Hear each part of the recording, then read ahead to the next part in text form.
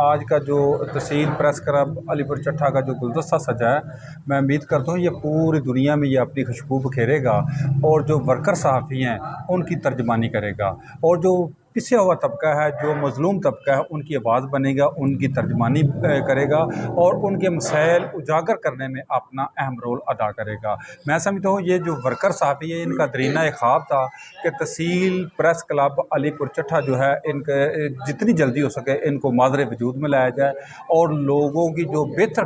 तरीके से आसान तरीके से ये खिदमत सर अंजाम दे। इसमें मेरे सीनियर साथियों ने, बहुत मेरे दोस्तों ने अपना एक बहुत ही अहम रोल अदा किया, अपनी मोहब्बत की एक पैगाम बिखेरे हैं। पहले होता था वो एक दूसरे की ताना